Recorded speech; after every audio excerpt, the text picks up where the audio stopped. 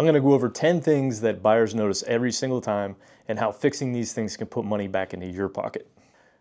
Hey guys, welcome back to the channel. If you're a first-time visitor, my name is Shane Woodworth. I'm a real estate agent with eXp Realty here in Pittsburgh, Pennsylvania, and I help buyers, sellers, and investors take care of all their transactions here in Western Pennsylvania. Sometimes it's hard to say.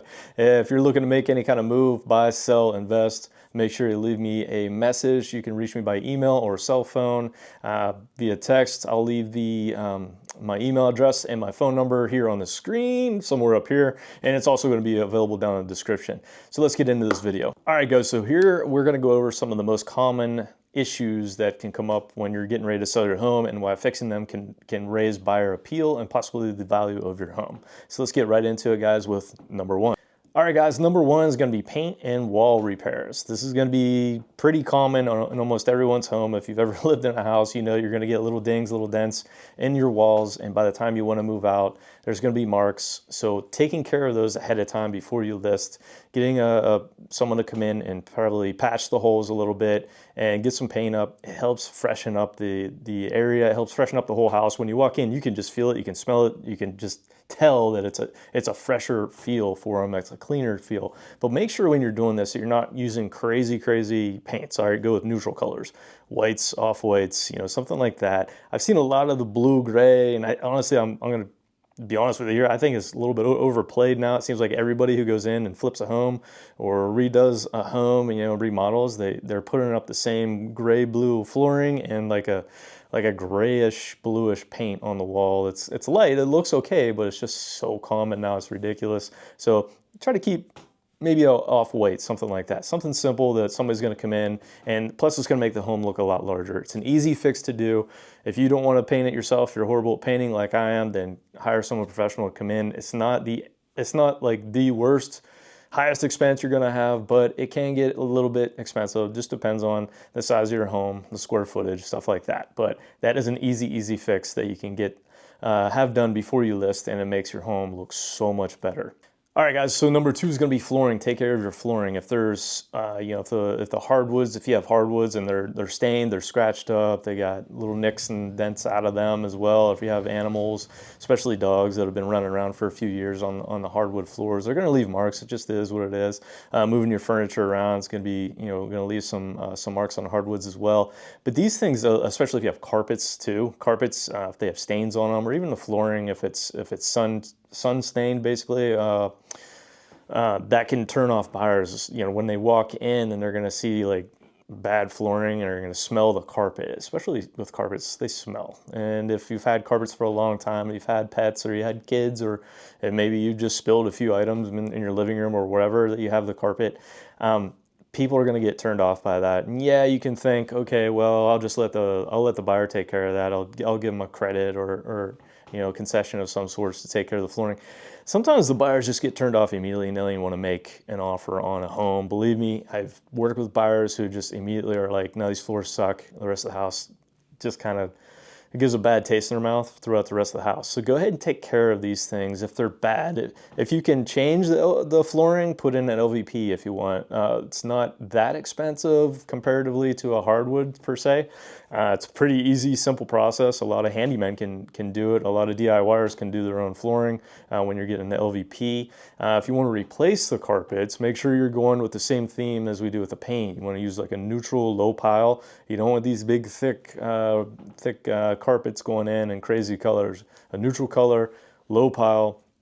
And if you don't want to do the carpet, if you don't want to change that out, because carpet honestly is starting to lose a little bit of its flavor here. It's kind of fading out a little bit right now, although people like it on their steps, in their hallway, to their bedrooms and in the bedrooms.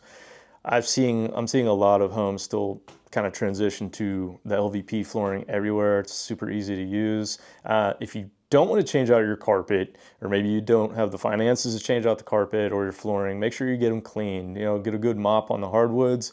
Get them, if you can refinish them, possibly refinish the hardwoods, because people do love hardwood if there's hardwood there, the original, especially if you got a house from the 40s, 50s, 60s. And also for carpets, if you can't Can't replace the carpets, just get a good steam clean on them. Have somebody come in and professionally clean them, or you can rent one from Home Depot, Lowe's, Giant Eagle. Your grocery stores sometimes have carpet steamers as well that you can replace, that you could rent. So that's another thing you can do right there to help get your house ready for listing, is take care of your flooring. All right, guys, number three is going to be minor updates to your kitchen, and these include things like refacing or repainting your cabinets. You know, you could change out the doors if they're beat up or something like that, or you could just sand them down, repaint them, get them nice fresh, like a lighter color makes everything look larger. So if you're doing lighter walls, do lighter cabinets possibly, so it looks even bigger and larger. And then you change out your hardware. That's a simple thing to do, fairly cheap. And if you want to get a little crazy, you can go ahead and change out your countertops. I'd go quartz if I were you. They do have nice laminates if you want to stick to laminates, if you don't have the budget for a quartz. I think the average quartz right now replacement, if you have someone install, it's going to be around $4 or $5 grand, like $4,500, something like that, national average. Depends on where you're at and what kind of quartz you're getting, and you know who you're paying to install it. Some DIYers can do it themselves. If you're real handy, hey, YouTube it, look it up. You can probably handle it. It's not as heavy as granite, so it's going to be cheaper than granite for the most part. Sometimes you can find some really excellent sales. Just visit one of your local stores that have countertops and talk to one of their agents there, one of their representatives, and see what is best for you. Also, a good thing to do and think about is if you have outdated appliances. These are a huge one. So I've been holding a lot of open houses lately for my listings, and what I've been hearing constantly is I have a couple homes. One in particular is a little dated. It's from early 2000s and it's original owners. Everything's in great shape, but people comment constantly on countertops that they want to change because it's a laminate. They would want to change to a quartz, and the fact that like the refrigerator or microwave are a little outdated. They did update the stove to a stainless steel, and they did update the dishwasher while they lived there to stainless steel. So maybe match your appliances. You know, if you have 2 whites and 2 stainlesses, maybe make them all stainless rather than white. But you know, if the appliances are running well and you don't have the budget, don't worry about it. Make sure they're clean though. Make sure there's no smells in them.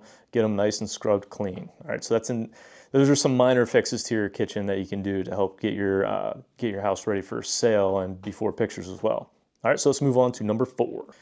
Okay, guys, number 4 is going to go along pretty much with kitchens. Now, the main things that buyers look at are going to be the primary suite, the kitchens, and the bathrooms. Those are like 3 major factors, 3 of the major factors that buyers go through when they're deciding whether or not they like this home, want to make a decision on making an offer on the home.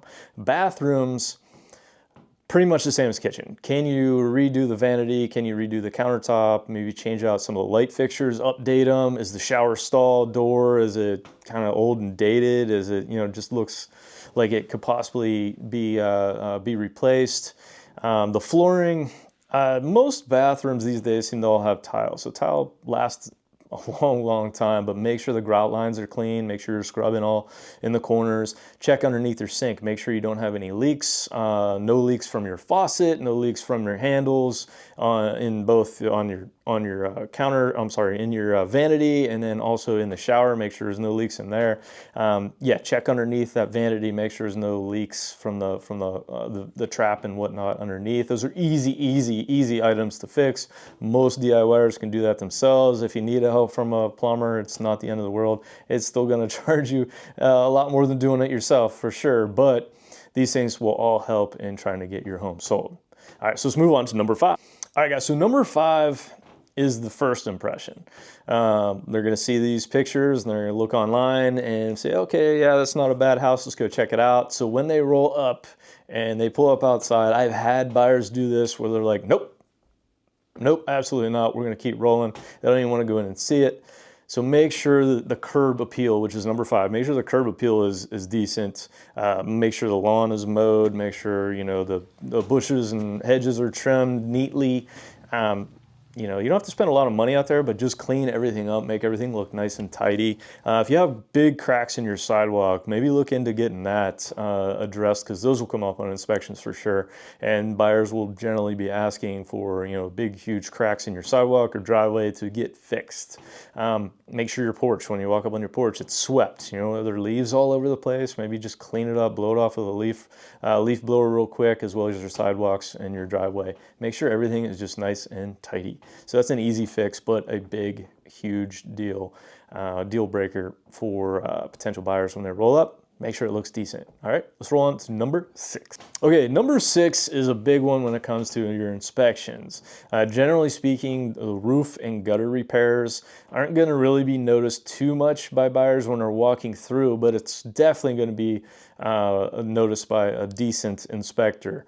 Every inspector that I've seen so far, that is where they start. They start in the exterior, they roll up to the roof, they check the chimney, they check the roof itself, they'll check the gutters. If they can't get up there, like I've seen a lot of inspectors are using the drones, and these drones are amazing, have awesome cameras on them. They see everything.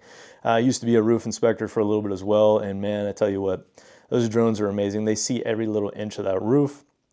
So big things with gutters, especially in the fall, make sure you get them cleaned, especially after the leaves fall, because here in Pennsylvania we have tons of trees and it gets cold, leaves fall off and fall on your roof. If there's trees anywhere near your house and they're elevated over your house, you're going to have leaves in your gutters. I'm battling right now with one listing with the HOA to get them out there and just take care of the leaves, because I know it's going to come up in the inspection, and plus it can cause backups in your gutters. And if the water backs up in your gutters, it's going to go back up and it's going to make its way up under the roof if the roof isn't sealed correctly.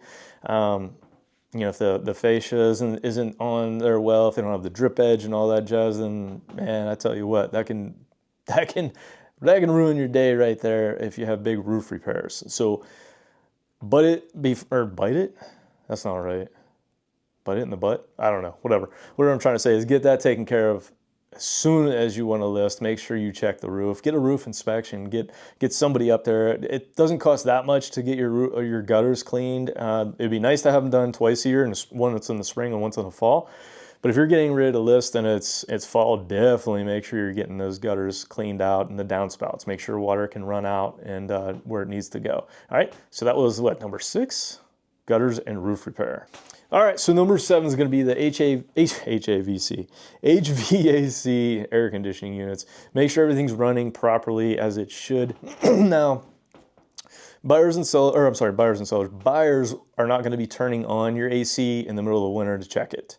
Buyers are not going to be turning on the heater, your furnace in the middle of summer if it's hot. They're not going to be turning that on to check it. Now, but an inspector is going to be checking to make sure everything looks as it should. They're going to check to make sure that the filters are changed in that furnace. So make sure you stay on top of that. If you're having any issues whatsoever, have HVAC come in before you sell it, before you list it, and check things out. Make sure everything's okay. Make sure it's not on its last leg of its life. If it is, you know, you're going to want to tell the buyers, you're going to want to disclose these things. If something's wrong with one of these units, it's going to save you by the time negotiations come around if they already know about things.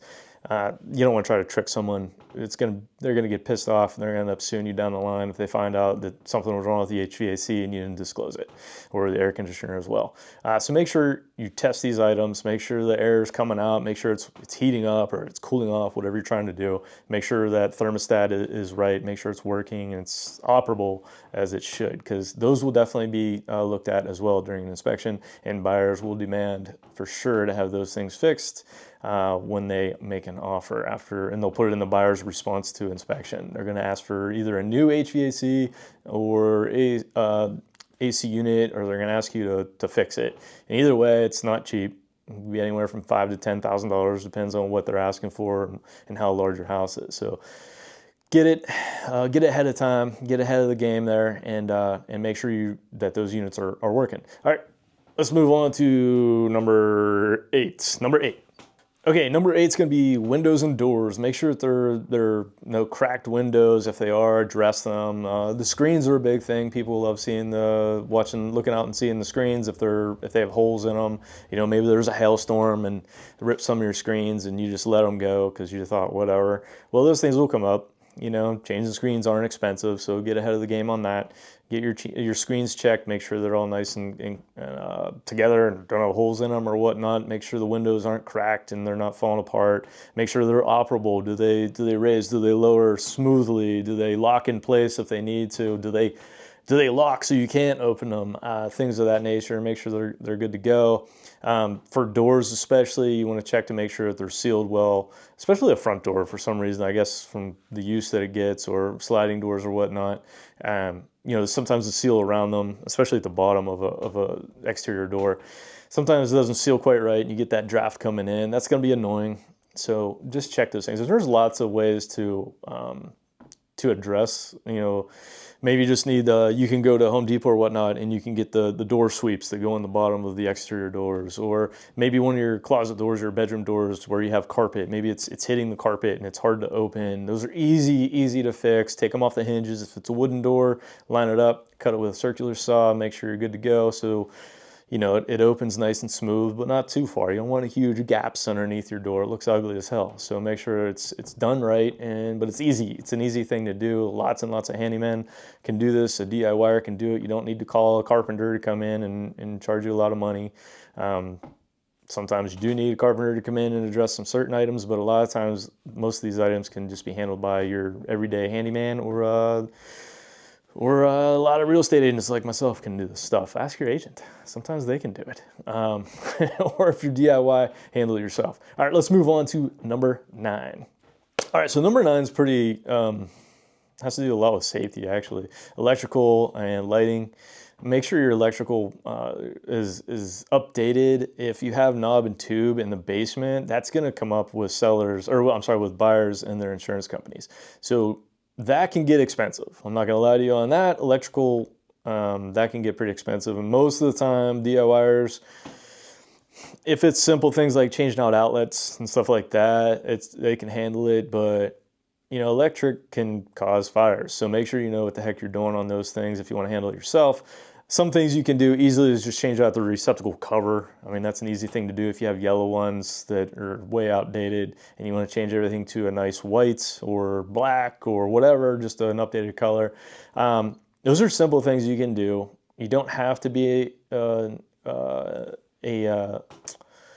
licensed electrician. Sorry, I'm losing my thought. You don't have to be a licensed electrician to do these things, like change your outlets and stuff like that, but sometimes they can get a little tricky, especially if you have a fan light combo with 2 different switches or 3 different switches that run it, and you want to change out those switches. Sometimes you might want to call your electrician on those especially. And now, at the electric box, this is the important one. If you look at an electric box and you got wires hanging out that go nowhere, you got to clean that up. It just looks horrible. It looks like a fire hazard. It may not be, and sometimes people look at electric and they say, oh my God, my house is going to catch on fire if we don't address this. Meanwhile, it's not connected to anything. But like, that's another thing where maybe you get somebody that, like an licensed electrician to run, you know, they can tap on like a breaker and they can run to a receptacle and make sure that things are running right or whatnot. There's no breaks in the line or anything like that. Also, in the box, you want to make sure that they're labeled. If you can, label the breakers. If not, you can have that electrician run this tool so you can figure out the living room's off this breaker here, the kitchen's off this breaker, the stove is off this breaker, the microwave's on this breaker. It makes things a lot nicer, and you know, buyers love seeing those things, that organization. And then there's some simple things with lights that you can do, like changing if you have outdated lights. Maybe you're just, the light fixture in general just looks like hell and it's from 15, 20 years ago and you want to change it out. Those are simple things, and they're not too crazy in cost. You can go on Home Depot, you can go on Amazon, you can go to MacBid. You can find some great deals. We bought fans on MacBid for my house that are $10 and they run perfectly fine. So you can get lucky with some stuff like that, or you can just go to Amazon, or you can just go to Home Depot and get stuff that you know is good and solid, but you don't have to get crazy, but just make sure they're updated and they work correctly. All right, so let's move on to the last one, number 10. Here we go with number 10. All right, number 10 can be an important one here. It's going to be pests and mold, okay? So if you ever had pests in your house, you ever had, you know, carpenter ants, like I had carpenter ants in my house and it was horrible. But if you start seeing ants anywhere, if you have seen ants anywhere, you know, you definitely want to get that addressed, or even little termites or something like that. Those are huge deal breakers for buyers. Obviously, for obvious reasons, you don't want a home that's infested with termites. So you might want to go ahead and get an inspection on that if you want, or if you know that there's possibility that, yeah, we might have had some termites here, but I'm not sure. The easiest thing to do is walk around your house and, you know, look at your sill plates, look at parts of your house that are wood or whatever access areas that they could possibly get in, and see if anything's chewed up. Go in the basement and look up into your rafters or your floor joists for your first floor, and if you have an exposed joist, and see if there's any, you know, any markings on the wood that look like possible bugs or anything like that. Those are things you definitely want to get addressed, and you can have a pest service come out. Somebody specializes in it, come out and treat it and get it taken care of. And they may say, hey, no, there's nothing here. Or they may set up the traps. They may do all the spraying that they need to do, but it's great to make sure that there's no pests running around, especially if there's like mice droppings as well. You want to make sure you take care of mice. Look in your cabinets where you keep food. Make sure there's no mice poop and stuff back there. Make sure there's nothing, no chewed holes in your you know, in your food bags and boxes and stuff like that. If you do, you definitely want to get that taken care of. And also go along with pets. Pests, I keep saying pets. With pests is going to be mold issues. So make sure if you go in your basement and you smell that dampness, you smell that nastiness, then get it checked for mold. If you look on the walls and you see it growing up the wall, you know, see that discoloration, that dark black gunk on your concrete walls or whatever, or in your bathrooms especially, because they're always wet. When you take a shower, if you don't have a good ventilation system in a shower, mold, you know, how that happens on the ceilings and then the corners of the ceilings of your bathrooms. Is if it doesn't get dried off, it doesn't get enough air in it while it's wet and it's hot from guys taking steam showers and stuff like that. Guys and girls taking steam showers and everything, you know, after a while you're going to start seeing those little specks of mold, and you got to take care of that right away, or else it's going to build and build and build, and they're harder and harder to get away, to get taken care of. All right, so those things right there are the 10 items that I feel you definitely should address and get fixed, because buyers notice every single one of those. If they see mold, if they see, you know, mice droppings, all that stuff, it's going to raise issues, and it's going to make a big difference in whether or not they decide to put an offer on your home. So take care of those before you even put it on the market. Talk to your agent, walk them through, or him or her through, and make sure they address these things. You know, look at everything, open up everything for them, every door, look in the back of cabinets, all that stuff, look in the basement, make sure they're looking at all these things. Yeah, they're not an inspector, but they've been through enough inspections with an inspector that they know what to look for. And plus, if they've been around just a little bit, they've worked with buyers and they know what buyers look at and what they complain about. So those are the 10 items I think are most important. And as a little bonus tip, and this is totally your call, and what I think I'm going to start to do with my listings coming up here is to basically suggest getting a home inspection prior to putting it on the market. You may say, oh, I don't want to spend the money on it, but it could really be worth it. And there's two thoughts here. One thing is, yeah, you're going to know exactly what's wrong with the house and what would come up on an inspection when a buyer has an inspection, so you can address those items right away. But one thing that people complain about, a lot of agents will say, and this is 100% true, you have to disclose everything that comes up on your inspection then. So if you're comfortable with that, have the inspection done. And then anything that comes back on that inspection report, I would have that available to buyers. It gives them another sense of security, like, oh, they already got the inspection, these things are already wrong with it. And then you can say, we fixed this, fix that, fix this. Or if you don't want to fix anything, price it correctly and say, hey, we're selling it as is, has these problems, so here's the price, buyer. And then when they try to come back at you with an offer, they really don't have as much negotiating power that way. So there's all kinds of different ways to look at it. I think it's a great thing to do is to have that pre-sale inspection done, so you know for your sake, buyers know what they're getting into, and then they can't try to really lowball you because you priced it correctly according to the things you're not gonna fix, or you fix them, and now you can elevate your sale price a little bit. All right, guys, so that's it. Those are the 10 items plus a little bonus tip there at the end. Tell me what you think down in the comments below. Have you gone through any of these? Are you a buyer right now? Do you agree with these things? Are these going to be raising red flags? If you guys liked the video, I don't know, keep watching my next videos that come out. You'll like and subscribe if you want to, so I'm not going to ask you to do that.